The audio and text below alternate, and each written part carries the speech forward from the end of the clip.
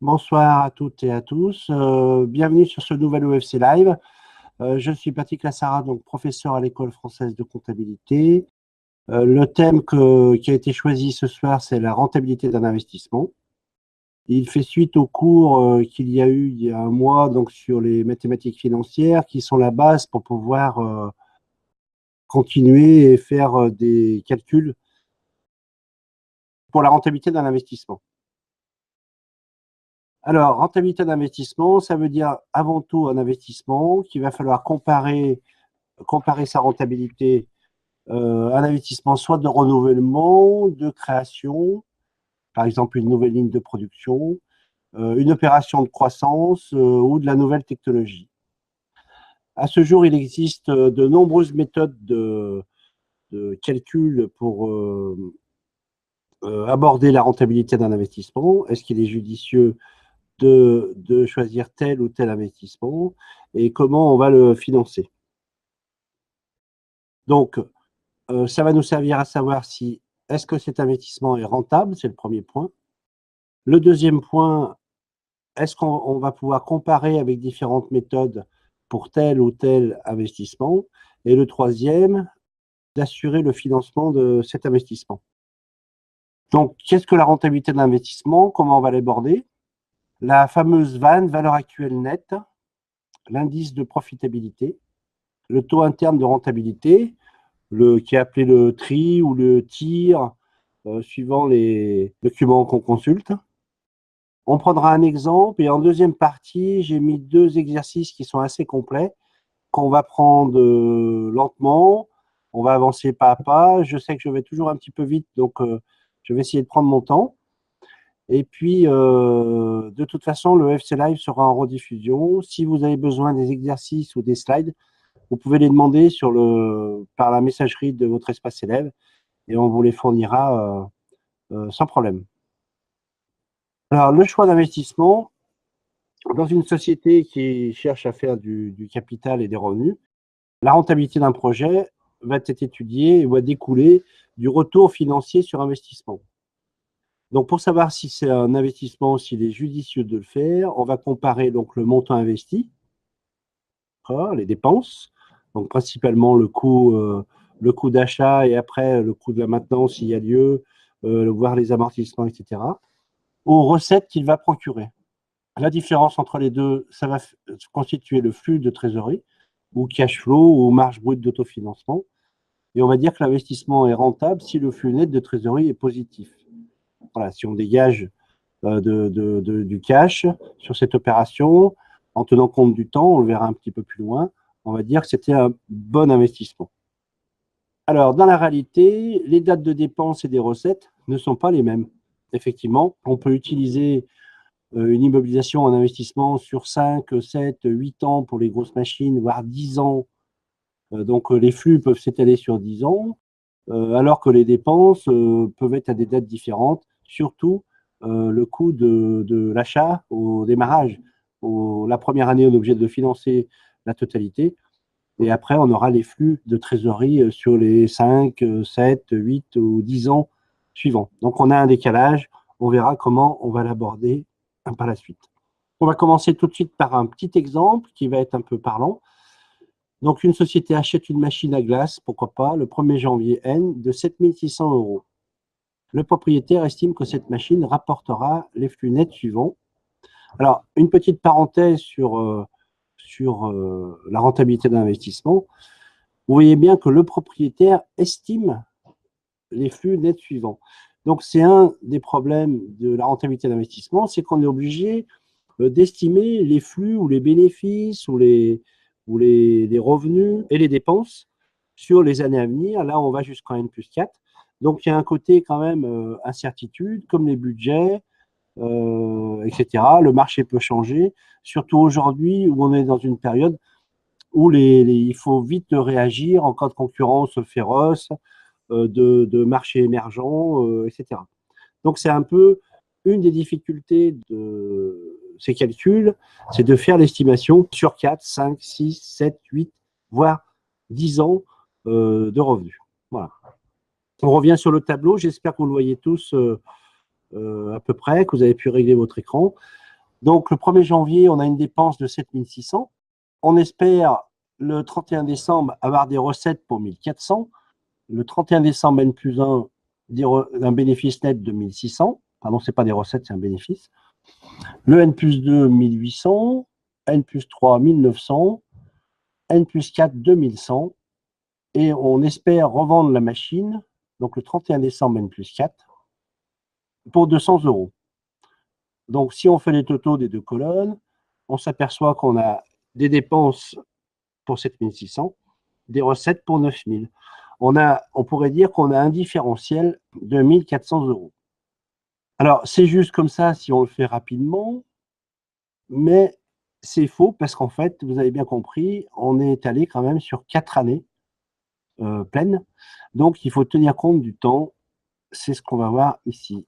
Donc, cette solution n'est pas bonne parce que donc, on pourrait croire qu'on a un solde positif de 1 400 €, mais ces sommes, comme on l'a vu tout à l'heure, sont à des dates différentes. Donc, le résultat est faux parce qu'on n'a pas tenu compte du temps. Il faut pouvoir actualiser toutes les sommes pour pouvoir les comparer. Alors, actualiser, je vais vous faire référence au FC Live sur les mathématiques financières. Il est bien évident que 100 € aujourd'hui n'a pas la même valeur que 100 € dans 5 ans ou dans 10 ans. Donc, le principe est de plutôt rapporter les sommes qui sont dans le futur à l'instant 0, à aujourd'hui. Donc, il y a une formule qui est de multiplier la somme par 1 plus le taux, à la puissance moins la période. Donc, on voit ici, je prends ma souris, les 7600, on est à l'instant 0. Donc, c'est moins 7600, puisque c'est une dépense. Le premier gain qu'on a fait de 1 400 €, donc c'est 31,12N, c'est 12 mois après.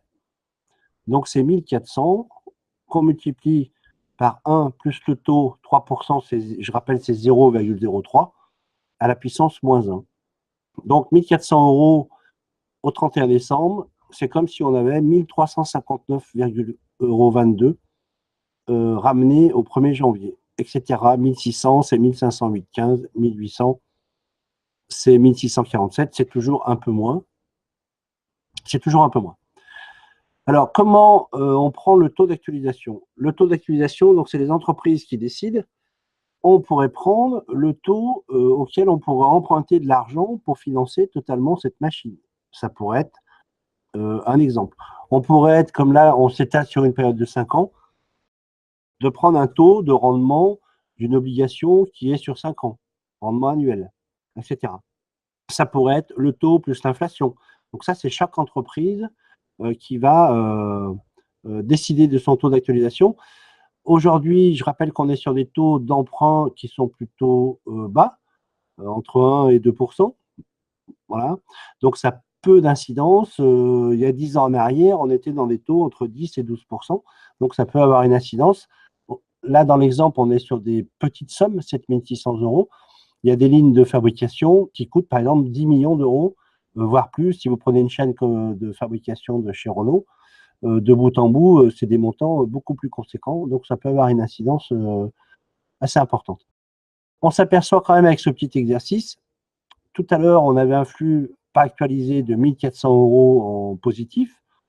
Actualisé, on n'est plus qu'à 586,75. Donc, le projet, on va dire, est rentable, puisqu'il est positif, à la condition qu'on fasse bien les bénéfices qui étaient prévus. 586 €, ça laisse peu de marge quand même, peu de marge d'erreur. On est vraiment sur le fil. Tant mieux si on fait plus de bénéfices. Il suffit qu'on en fasse un peu moins. Par exemple, pour un projet de démarrage ou une estimation, ça peut être un peu juste.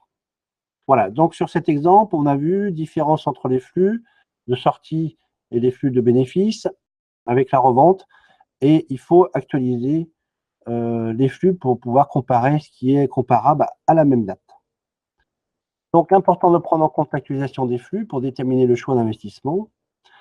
On peut noter ici, j'ai bien parlé de flux de trésorerie, les éléments comptables et ou fiscaux qui modifient le calcul des flux de trésorerie, par exemple un investissement, si on investit, on va avoir comptablement une dotation aux amortissements. D'accord? Une dotation d'amortissement, il n'y a pas de flux de trésorerie, mais ça vient minorer l'impôt. Comme on a investi, on aura une dotation aux amortissements et on paiera moins d'impôts. Donc, on peut prendre les flux de rentrée, d'accord, ce qu'on a vu, les bénéfices, là, mais on peut prendre aussi les non-dépenses. Si on paye moins d'impôts, on a fait un gain aussi. Donc, on va avoir dans l'exercice d'après, le gain d'impôt peut être considéré comme un gain ou une non-dépense. Alors, j'ai choisi volontairement de prendre plusieurs exemples que vous pourrez peut-être... Alors, j'ai une question. Pourquoi on paye moins d'impôts? Si on passe une dotation aux amortissements sur un investissement, ça diminue donc notre bénéfice d'autant. Par exemple, si je passe 1000 euros de dotation aux amortissements, je vais diminuer mon résultat donc, de 1000 euros et je vais faire un gain d'impôt. Si l'impôt est à 33,33%, je vais faire un gain d'impôt de 1/3 de 1000 euros. Voilà, c'était pour répondre à la question. Donc, j'ai mis quelques exercices, pardon, peut-être un peu longs, mais ils seront assez complets. Et vous pourrez après les revisualiser ou si vous les voulez, je pourrais vous les envoyer sans problème. Donc, la société Perrard souhaite acheter un nouveau tour à commande numérique, 250 000 euros, fin 2010. On est sur des montants un peu plus conséquents. On estime sa durée d'utilisation de 4 ans et sera amorti également sur 4 ans, ce qui est conforme maintenant aux normes comptables de mettre la durée d'utilisation comme durée d'amortissement.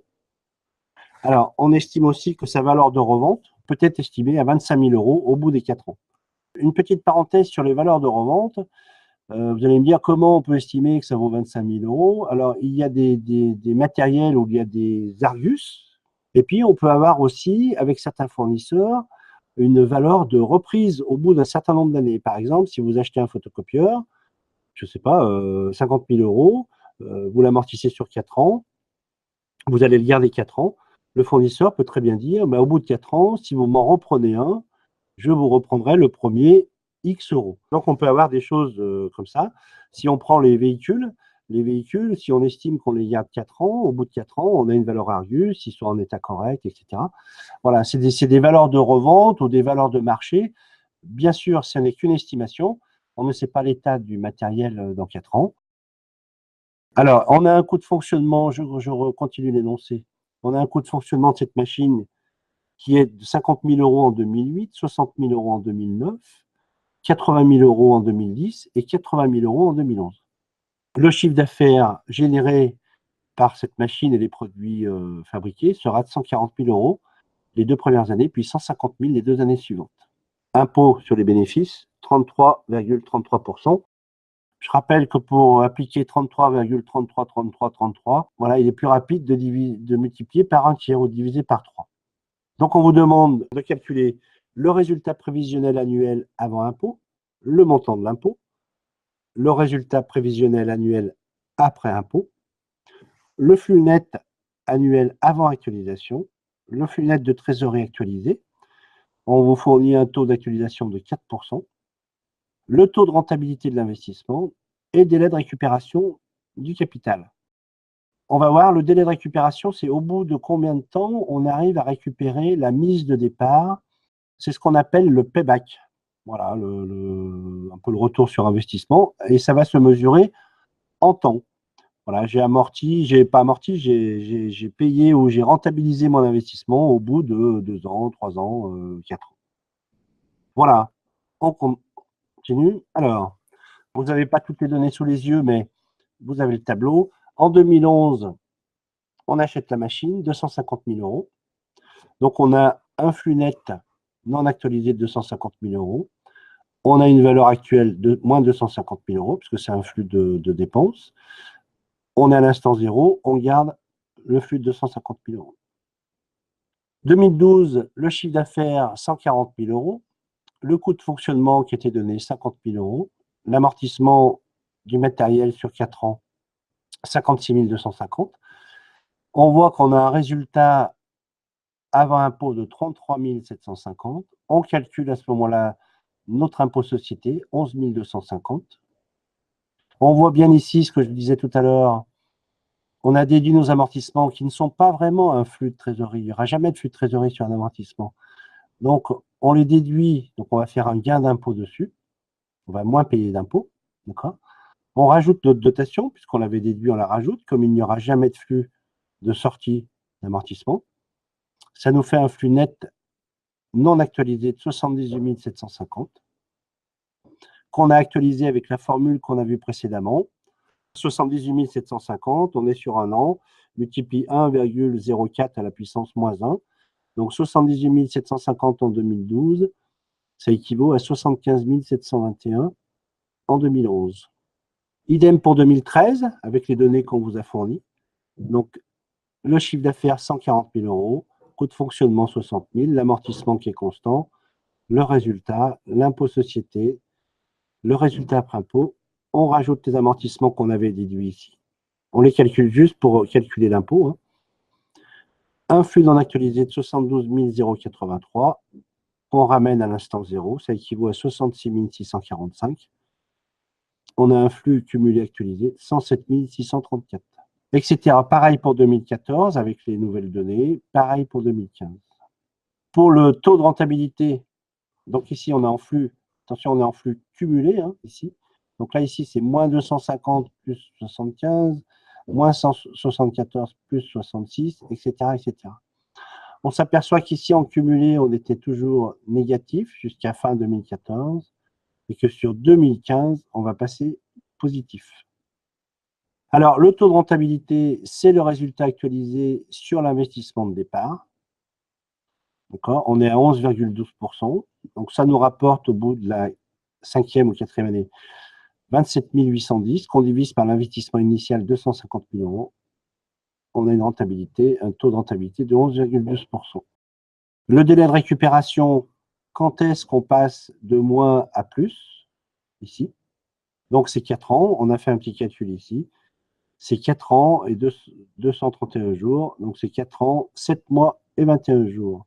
Sur un investissement qu'on garde 4 ans, on l'a rentabilisé pratiquement au bout des 4 ans, hein, donc un peu plus tard même.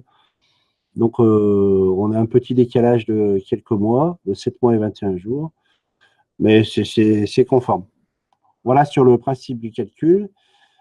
Alors, c'est ce que je vous disais tout à l'heure, le délai de récupération du capital, c'est ce qu'on appelle le payback. Donc, je vais vous en parler un tout petit peu. Donc, le payback, c'est remboursé. Donc, le payback correspond au temps nécessaire pour que le taux d'actualisation annule la vanne. La vanne, on va voir après ce que c'est, mais on l'a déjà calculé dans la première formule. Alors, quelques notions dont on entend parler pour les rentabilités d'investissement. Il y a le RSI et ROI. Alors, retour sur investissement, RSI, Return on Investment, donc c'est la rentabilité du capital investi, le rendement, le taux de profit. Il y a tout un tas de termes qui veulent dire un peu la même chose. C'est ce qu'on a fait sur l'exercice précédent, c'est le ratio entre les gains et le coût de l'investissement par rapport à l'investissement. Alors, si on me pose une question, c'est 3 ans et 7 mois, non, c'est 4 ans, puisqu'on a, je reviens un peu en arrière, on a 2011, 2012, 2013, 2014. Donc, on a 4 ans et des mois. Voilà. Alors, je vais prendre un petit calcul un peu simple sur le retour sur investissement. Un petit exemple, un projet demande un investissement de 10 000 euros. Par exemple, acheter un véhicule pour travailler en tant que taxi. Le gain, donc, estimé, bien sûr, apporté par ce projet est de 11 200 euros. Donc, le chiffre d'affaires généré par les courses effectuées sur une période. Pour cette période, le retour sur investissement de ce projet, ça sera 11 200, ce qu'on a dégagé, moins l'investissement initial, 10 000, divise 10 000. Ça vous fait un retour sur investissement de 12%. Alors, on va passer à la valeur, à un autre élément à prendre en considération. Donc, on en a déjà parlé, c'est la valeur actuelle nette. Donc, la décision d'investir découle d'un arbitrage entre une richesse présente, le capital initial, d'accord? Donc, c'est combien on a dépensé pour acquérir un investissement et combien ça va me rapporter, entre guillemets. Donc, la valeur actuelle nette, VAN, s'appuie sur le principe de l'actualisation. C'est ce qu'on a vu précédemment, on l'a déjà fait. Hein. Elle permet d'apprécier la rentabilité d'investissement et donc de réaliser cet arbitrage. Alors, la formule ici, c'est très simple, la vanne. Le capital investi, la mise de départ, et après, on fait le calcul, c'est le taux d'actualisation et les flux actualisés. Ça revient au même. Hein. Je rappelle que 1 plus t à la puissance n, si on le fait passer au-dessus, c'est égal à 1 plus t à la puissance moins n. D'accord? Donc, c'est exactement ce qu'on a vu tout à l'heure. Alors, cette vanne, il faut bien retenir, parce que dans toutes ces différentes méthodes d'analyse, elle va servir principalement à comparer différents projets, avec différents revenus, etc., et de voir celui qui est le meilleur ou qu'on a le plus de rentabilité. Ça va être un peu différent du TRI, du taux de rendement interne, où on va juste voir si le projet est rentable. D'accord? On va voir s'il est rentable. La vanne, c'est de prendre le plus rentable, de comparer différents projets. Ils peuvent tous être rentables, mais il y en a un qui est forcément plus rentable que les autres. Alors, les flux de trésorerie ou cash flow, on a déjà vu au début, c'est la différence entre les recettes et les dépenses d'exploitation générées par l'investissement. Donc ça, c'est une des difficultés. Hein. Si on achète une machine, il faut savoir ce que génère en dépenses et en recettes juste cet investissement. Si on ne l'avait pas acheté, si on l'a acheté, voilà la différence. Le taux d'actualisation, on a déjà parlé. Donc c'est souvent au coût moyen des ressources financières, c'est ce que je vous disais. Par exemple, ça peut être le taux emprunteur auprès de la banque. Hein. La valeur actuelle nette d'un investissement correspond à la somme des flux de trésorerie, c'est ce qu'on a vu tout à l'heure, actualisé à la date de l'investissement, on ramène à l'instant 0 de l'achat, diminué du montant de l'investissement initial. Est-ce qu'on a pu faire un bénéfice actualisé sur cette opération? Bien évidemment, si la vanne est positive, l'investissement est rentable, car les capitaux investis dans le projet ont pu être récupérés et rémunérés à un taux d'actualisation correspondant le plus souvent au coût du capital. Donc le coût du financement est donc lui aussi couvert. Voilà. Le plus rentable, c'est celui, je répète, qui aura la vanne la plus forte. Bien sûr, si la vanne est négative, l'investissement est déconseillé, sous réserve que vos évaluations futures soient bonnes ou aussi actualisées en termes de chiffre d'affaires, etc. Je répète, aujourd'hui, tout va très vite, on peut vite s'écrouler ou vite monter en flèche. Alors, un petit exemple, j'espère qu'il est assez net. Hein. Une entreprise envisage d'investir 1 million d'euros, commence à être des montants de plus en plus gros, dans une nouvelle machine qu'elle exploitera pendant 3 ans. Donc, c'est un investissement qui va améliorer la production, produire davantage, et devrait rapporter chaque année les flux de trésorerie indiqués ci-dessous, qui seront actualisés au taux, cette fois de 10%, hein, on est dans des taux plus forts, correspondant au taux moyen de rentabilité des capitaux attendus par cette entreprise. Pourquoi pas? Un investisseur peut exiger, comme les fonds de pension américains, peut exiger une rentabilité de cet ordre-là. Et s'il mise dans une entreprise française, il peut dire « je veux que ça me rapporte 10% par an ». Pourquoi pas?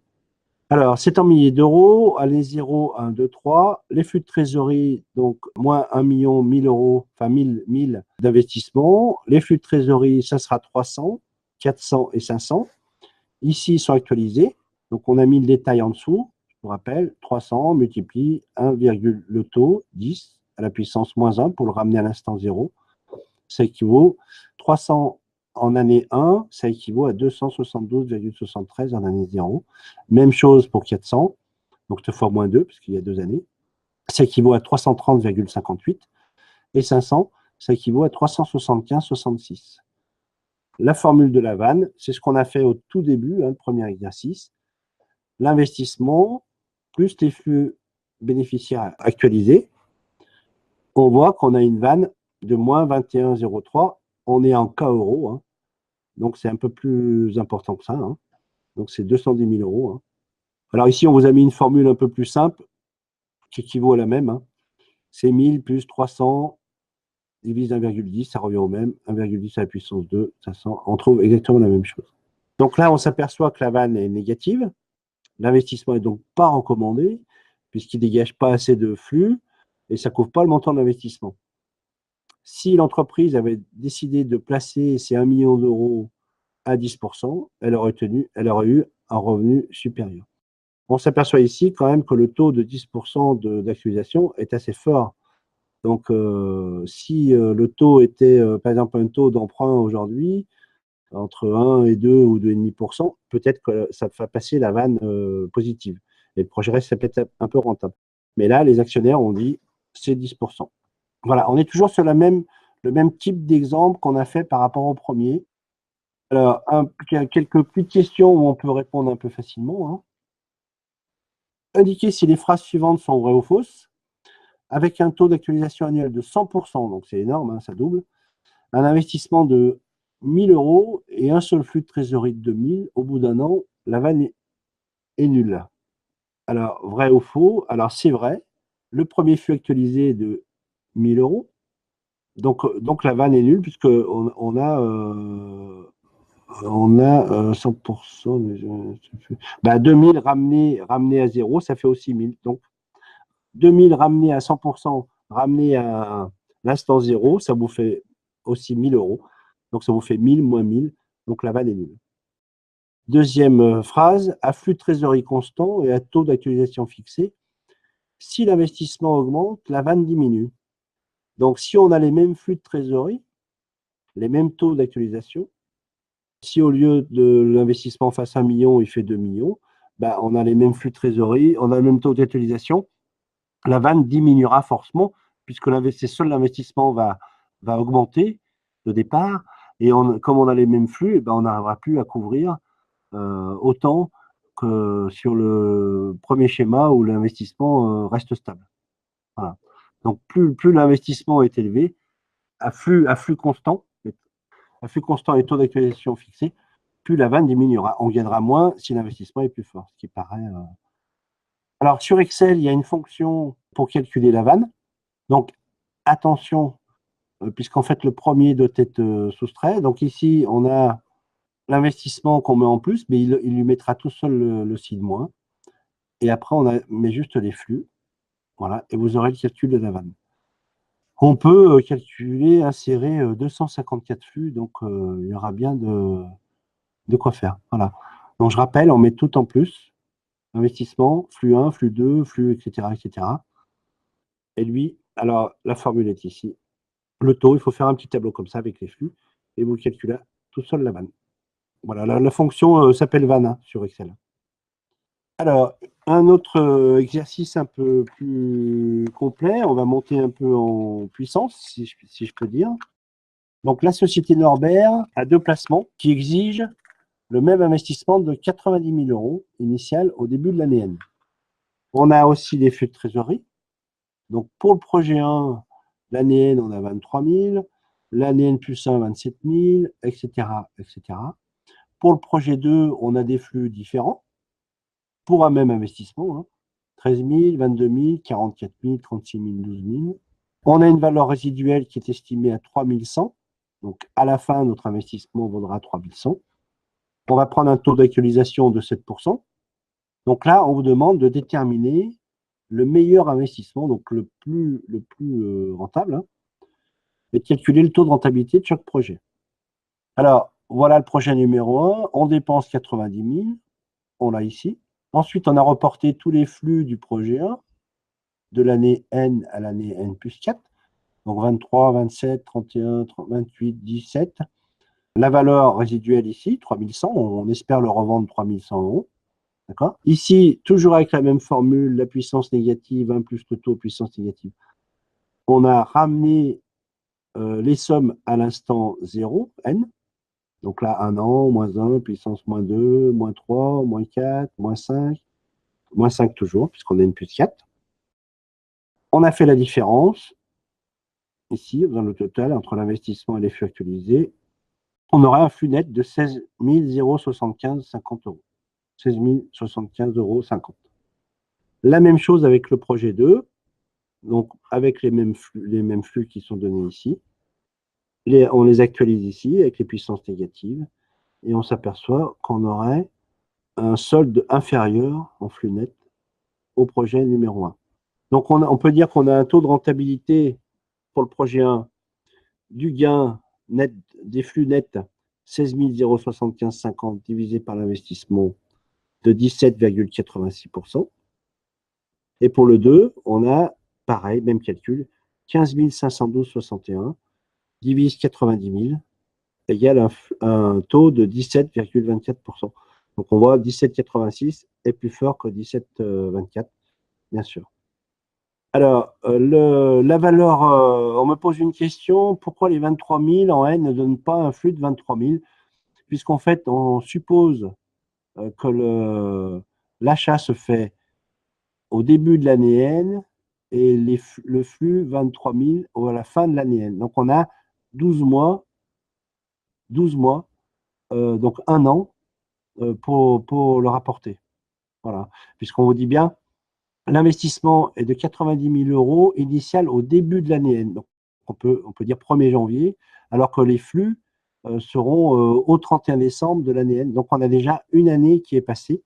Donc, il faut ramener les 23 000 euros cumulés du 31 décembre au 1er janvier N.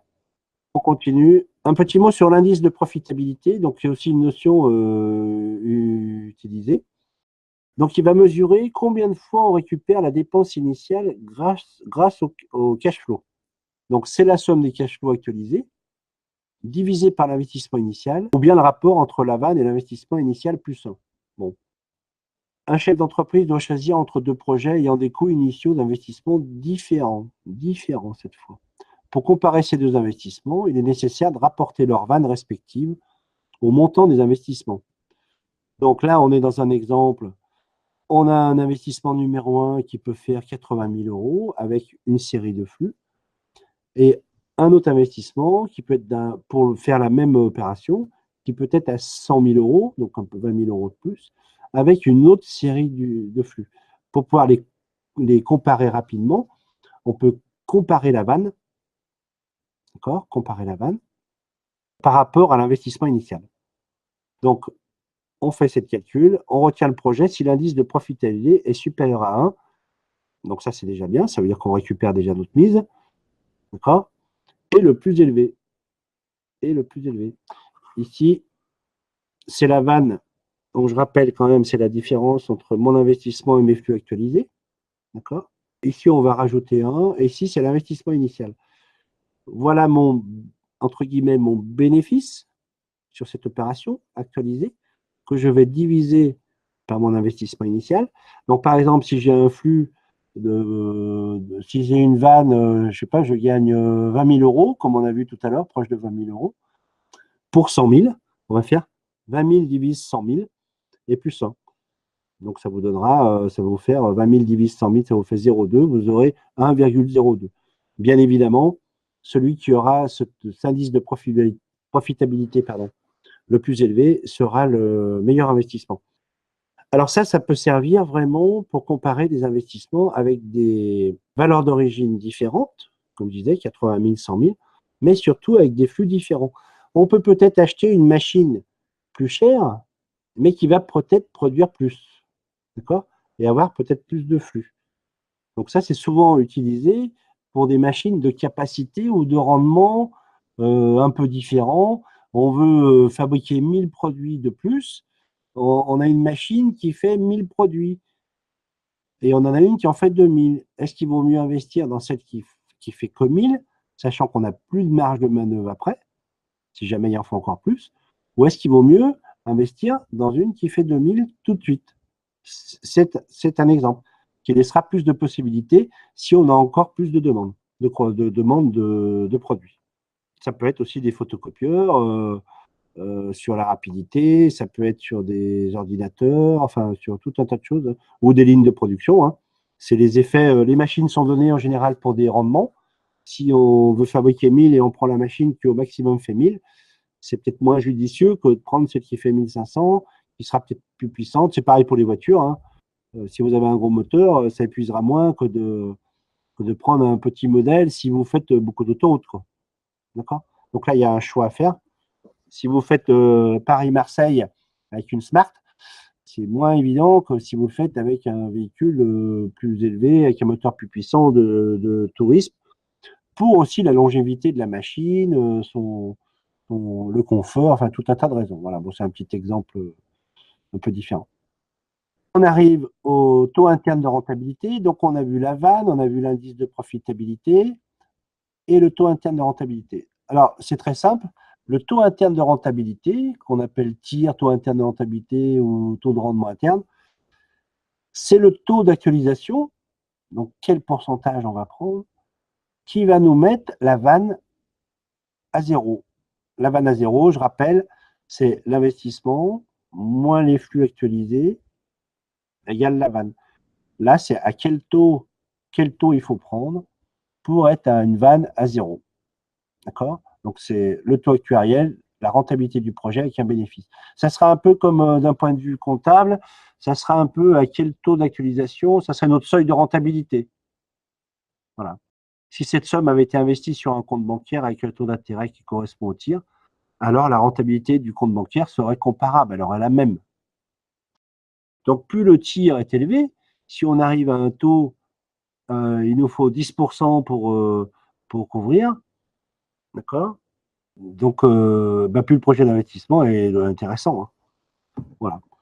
Donc, vanne, TIR dépend de la vanne. Le TIR, quel taux d'actualisation il faut qu'on trouve pour tomber à une vanne? En fait, on est à zéro, les flux actualisés couvrent la dépense. Alors, comme je vous disais tout à l'heure, autant la vanne, ça sert à comparer différents projets, le taux de profitabilité aussi. Là, le TIR va juste déterminer, on peut le faire que pour un seul, si le projet est déjà rentable. S'il est déjà rentable. À partir de quel taux d'actualisation la vanne est nulle et on couvre l'investissement initial. Alors, un petit exemple, une entreprise envisage d'investir 1 million d'euros dans un nouvel équipement qu'elle exploitera pendant 3 ans. Cet investissement lui permettra de produire davantage et devrait rapporter chaque année les flux de trésorerie suivants. Donc, investissement 1 million, année 1, flux de trésorerie 300, année 2, 400, année 3, 500.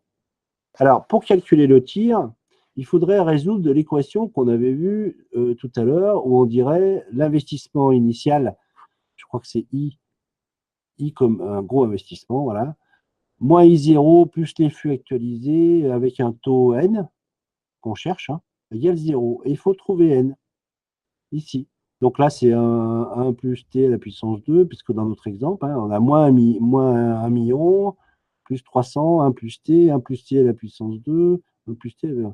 Alors, on ne peut pas résoudre ça comme ça, hein, donc, mais on peut utiliser, il y a des calculatrices qui ont déjà des fonctions là-dessus, calculatrices financières ou peut-être même scientifiques. Et on a aussi Excel qui a une fonction, je crois que c'est TIR, voilà, où on met les données et il vous trouve tout seul le taux. Voilà. Donc ici, on trouve un taux de 8,90, par exemple. Je ne sais pas, je crois que j'ai mis. Voilà.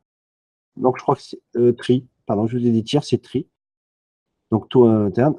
Et pareil, même chose. Alors, à l'inverse de tout à l'heure, l'investissement, il faut le mettre en moins 1000. Là. Les flux 300, 400, 500. Et du coup, avec cette formule tri qu'on trouve dans la partie finance pour les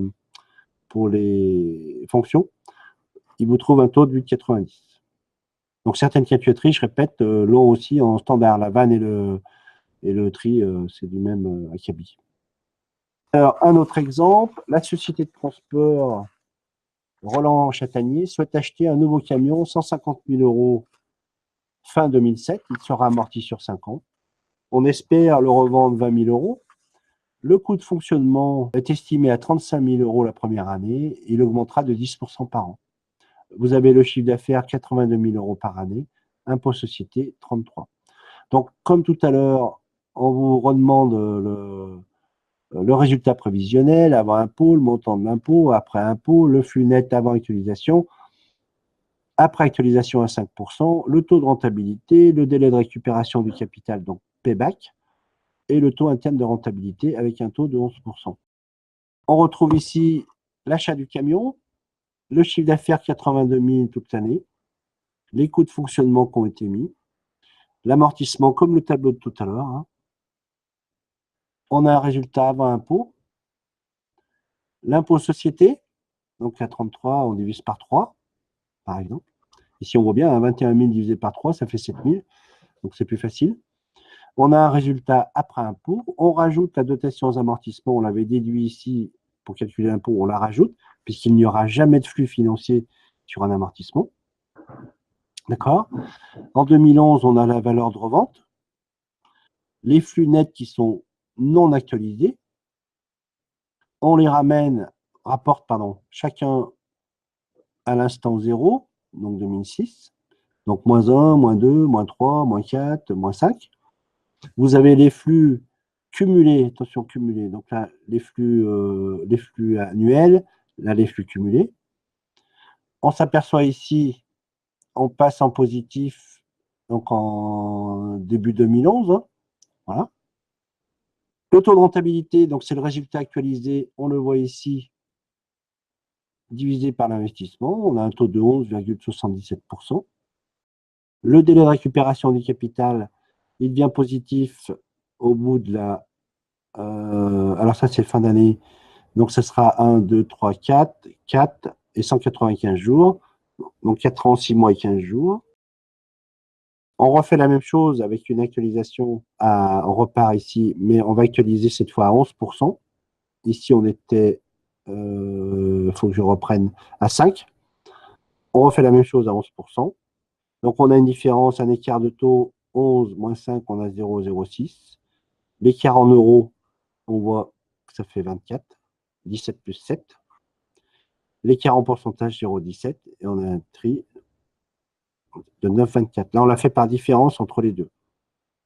D'accord? Donc là, bien évidemment, on est négatif puisque le taux est bien plus élevé. Donc, comme il est plus élevé, les sommes sont plus élevées, en moins, là. Vous voyez, là, 77, 83. Donc, on a du mal à passer en positif parce que le taux est assez élevé.